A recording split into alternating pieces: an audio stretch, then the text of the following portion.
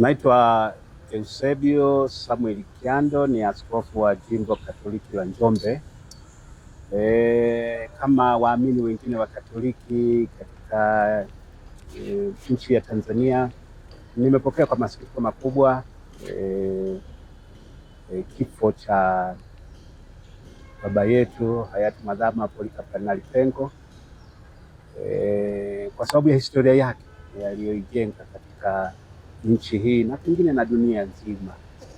Mimi binafsi na hasa jimbo la Njombe, hayati Mwadhama Polycarp Kardinali Pengo ana historia kubwa na jimbo la Njombe, kwa sababu yeye ndiye aliyewasimika na kuwaweka wakfu maaskofu wawili kwa mfululizo.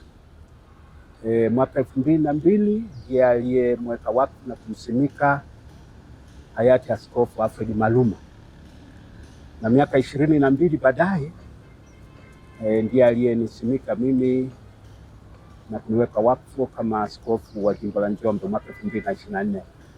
Na hivyo tuna mahusiano na historia ya kutosha na Mwadhama Kardinali Pengo, lakini pia na jimbo la Njombe. Kufikiri kutoka Dar es Salaam, hata askofu wa kwanza wa jimbo letu alisimikwa na kuwekwa wakfu na hayati Mwadhama Kardinali Mwadhama Laurian Kardinali Rugambwa wakati ule. Kwa hiyo tuna jimbo hili limekuwa na bahati ya wadhama kufika hapa na kuwasimika hapa kutoka kwanza kwa jimbo wa kwanza mwaka 71 na baadaye 2002 na 2024. Kwa hivyo kifo chake kwetu kimetugusa pia, kwa sababu historia hii kama nilivyosema. Lakini ni kitu gani tunaweza kubaki nacho ambacho tunaweza kujifunza kutoka kwa hayati Mwadhama Polycarp Kardinali Pengo? Ni kila alichokijenga katika historia, na hasa ningeweza kusema ni kiongozi ambaye alikuwa na msimamo imara katika masuala ya imani, katika masuala ya maadili, katika masuala ya kijamii. Haya yote aliweza kuya, na hasa hata upande wa ukweli na haki. Ni mtu ambaye hakuogopa mtu kusema mambo haya hadharani pale ambapo alipoona haya labda kuna changamoto zinajitokeza katika mazingira hayo. Na mimi mwenyewe nimebahatika kuishi naye kwa karibu kwa miaka kama 3 au 4. Kabla yake katika historia nilikuwa mdogo sana, nikiwa form 2. Yeye alikuwa askofu wa jimbo wakati ule lilikuwa linaitwa Nachingwea. Alifika Mafinga seminari mimi nikiwa form 2, na tulikuwa kwenye usafi, akatokea padri mmoja na nini kuja pale akaniuliza rector yuko wapi? Basi nikamuongoza kwenda kwa rector, kwenye ofisi ya rector ambaye wakati ule ndiye askofu mstaafu wa Iringa, Tarcisius Ngali Mtwa. Nikaenda kuonesha ofisi pale, lakini sikujua kwamba ni askofu. Lakini baadaye nikaona katika mazungumzo yao anamkaribisha kama askofu. Lakini baadaye nikiwa seminari kuu Peramiho mwaka wa kwanza, mwaka 89, yeye alikuwa sasa ni askofu wa Tunduru Masasi na mwenyekiti wa bodi ya seminari ya Peramiho, seminari kuu ya Peramiho. Kwa hiyo pale nilijifunza msimamo yake na uongozi thabiti. Kulikuwa na changamoto kidogo kwa uongozi wa seminari. Walifika jioni moja siku ya Jumamosi, kwambia seminari na walimu wote ukumbini. Kaenda kule akatangazia pale pale kwamba kuanzia sasa rekta wa seminari hii au tambera wa seminari hii ni mimi. Seminari mwenye shida ya kumuona rekta anione mimi. Maana kutoka wakati walikuwa wametangua uongozi ule, na baadaye akaja kumweka padri mwingine kwa rekta. Lakini ile ni katika umri ule na ujana ule, nilianza kupata sura na picha ya mtu mwenye msimamo na ambaye hatetereki, hasa napoona mambo ya uongozi katika taasisi ya muhimu kama malezi ya mapadri haiendi vizuri. Aliweza kuchukua hatua mara moja. Kwa hivyo ninavyosema haya kwa kweli ni kutokana na historia yake, na nilipokaa Dar es Salaam mimi nilitumwa na kwenda kufanya kazi benki ya Mkombozi mwaka 2012 mpaka 2015 nimekaa Dar es Salaam, na nilikuwa nasaidia pia parokia St. Joseph katika misa takatifu, na tumekutana kwa chakula cha mchana kila mara, na niliweza kujifunza namna ya taratibu zake za maisha na hata misimamo yake. Lakini katika kitu ambacho nilishangaa mimi nilipomwona seminarini kule Peramiho, niliona kama ni mtu ambaye ni mkali na pengine ni ngumu sana hata kuishi naye, na nilikuwa na picha fulani kwamba pengine sio rahisi. Lakini nilipokaa Dar es Salaam niliona ni mtu ambaye mnaweza kuchati, mnaweza kuongea hata mazungumzo ya kawaida naye, na yani ni mtu ambaye anaweza kusocialize, yani mkaishi, mtaongea na mkakaa pamoja na nini. Inapokuwa mnapo mahali mnapumzika, mnakula, mmetulia, aliweza kujiweka katika mazingira ya namna ile, kila mmoja ajisikie yupo pale na baba ambaye sio polisi, sio kiranja, sio nani. Kwa hivyo niliona ni mtu tofauti na nilivyofikiri, lakini ndio taratibu yake. Inapokuwa unapumzika, mna relax, mnakula, mnafanya nini, alishuka. Anaposimama katika shughuli za kiofisi na uongozi na misimamo, alisimama katika misimamo ile vizuri. Na ndio kama nilivyosema awali, mimi ningeweza kusema kwa kifupi, katika maisha yake nimejifunza ni mtu mwenye misimamo imara katika masuala yanayohusiana na imani yake, lakini maadili yanayofundishwa na mafundisho ya kanisa, masuala ya kijamii, masuala ya haki, haya hakutetereka na pengine hakutishwa na mtu. Ni mtu ambaye hakutishwa. Na wakati fulani ilitokea katika nchi wakasema sasa huyu mzee lazima alindwe kwa sababu unaweza kuwa usalama wake ukawa hatarini. Akawa yeye mwenyewe anasafiri na gari kidogo, ana drive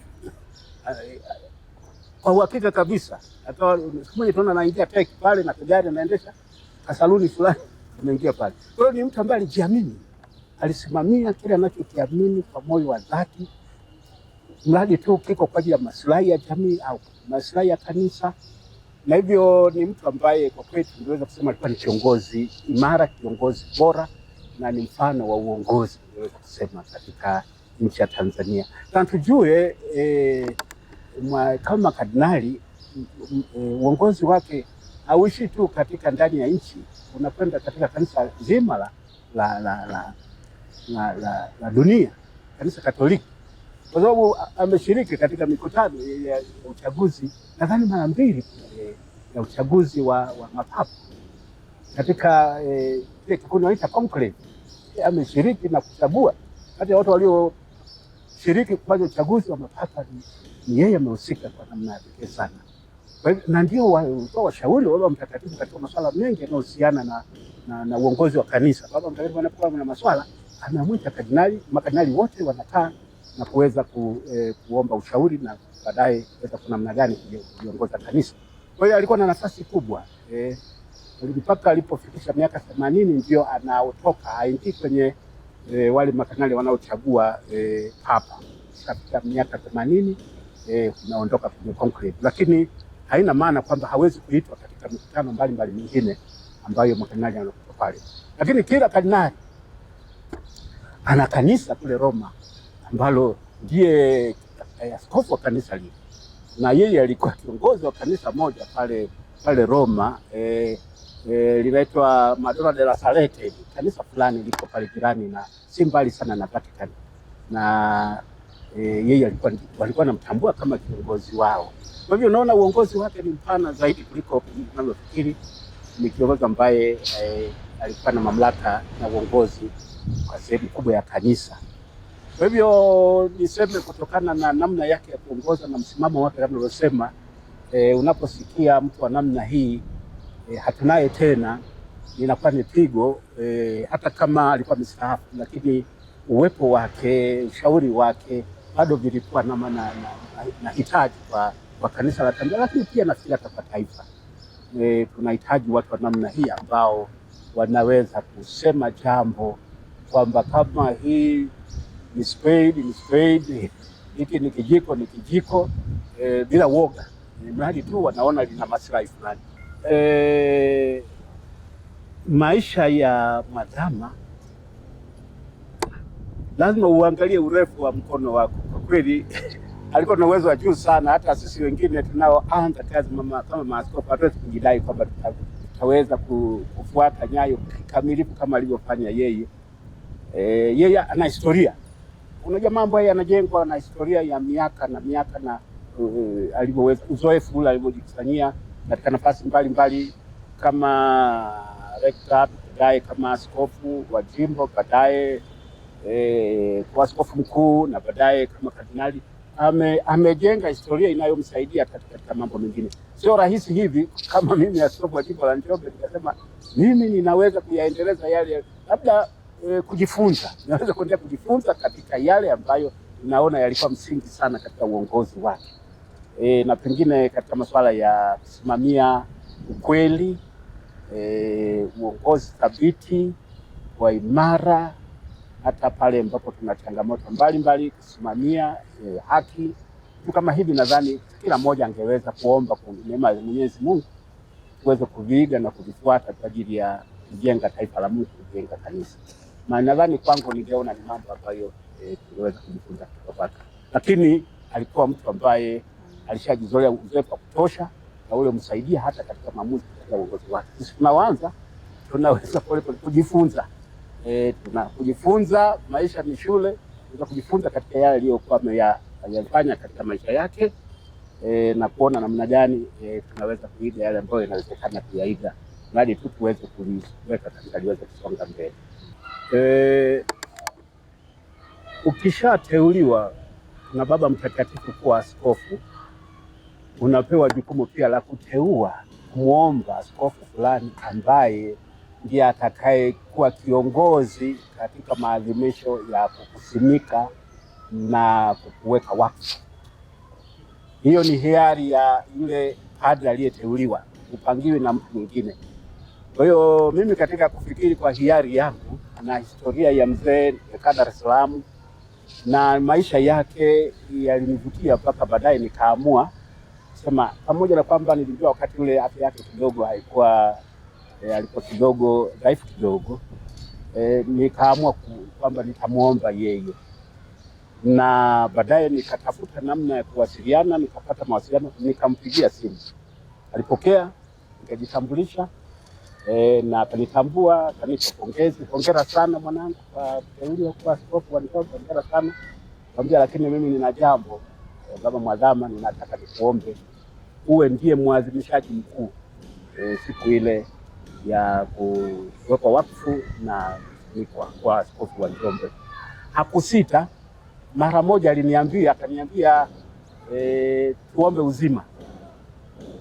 Kwa hiyo kwangu ilikuwa ni furaha kubwa, na baadaye alifika hapa mapema, na kwangu ilikuwa furaha kumuona yupo, na baadaye niweza kufanya lile jukumu ambalo nilikuwa nimemwomba. Kwangu lilinitia furaha na hamasa juu ya kazi ninayokwenda mbele kuifanya, lakini kwamba matamanio yangu ya kuomba kwamba ninaomba huyu Mwadhama ndiye aniweke wakfu na kunisimika yametimia, kwangu ndio ilikuwa furaha kubwa sana kubwa, na kwa sababu ndio ilikuwa choice yangu, kwa uchaguzi wangu namba moja nilikuwa nimechagua, na aliweza kulitekeleza hili. Mimi nadhani niliona kama yeye ni kioo katika uaskofu, katika kutazama wote maaskofu wanafanya kazi moja, lakini unajua kuna moja nakupa kama model hivi, unaona kama mfano mzuri, hata kama hutafaulu kuishi kama yeye, lakini ni kitu ambacho kinakupatia matamanio ya mwelekeo, namna ya kuweza kufanya kazi vizuri kama askofu. Mimi hiki ndio kitu ambacho kinifanya nimchague yeye kama mwadhimishaji mkuu katika nafasi yake ya kuwekwa wakfu na kusimikwa kama askofu wa Njombe. Kwa Wananjombe, kama nilivyosema, tuna historia kubwa ya Mwadhama Polycarp Kardinali Pengo, ndiye aliyemweka wakfu na kumsimika askofu wa pili, na ndiye aliyemweka wakfu na kumsimika askofu wa tatu wa jimbo hili. Kwa hivyo tuna uhusiano wa karibu na hayati. Kwa hivyo kwanza niombe kama wananjombe tuendelee kumwombea, tusali Mwenyezi Mungu aweze kumkaribisha katika makao ya milele kama tulivyoalikana baada ya kusikia msiba tuliowajulisha kupitia mapadre wote, tusali kwa ajili yake. Lakini pia yale mambo ambayo alikuwa amesimamia yawe kwetu ni mfano, na hata kama nilivyosema, tunarudia tena katika swala la uongozi na kusimamia haki, wote tupate na kusimamia haki kama alivyofanya hayati Mwadhama Polycarp Pengo katika maisha yake. Katika Njombe yetu tuone na kwa namna gani tunaweza kuyaenzi maisha yake kwa vitendo, tukianza na sisi ambao tumepewa dhamana ya kuongoza jimbo, lakini pia na Wakristo wengine na wananchi wenye nia njema, wenye mapenzi mema, tunaweza kuya mambo mengi sana. Watanzania wanamjua Pengo vizuri na mambo yote aliyosimamia na mambo mazuri aliyokuwa amesimamia katika nchi yetu. Nadhani haya tuyaenzi kwa kuyaishi na kuyafuata, na kwa namna hiyo tutakuwa tumeheshimu sana, na kama namna yetu ya kumheshimu ni namna ya kuenzi yale ambayo aliyasimamia na kwa moyo wa dhati kabisa, na hiyo ndio namna yetu ya kumshukuru Mungu kwa uwepo wake kati yetu kama kiongozi wetu.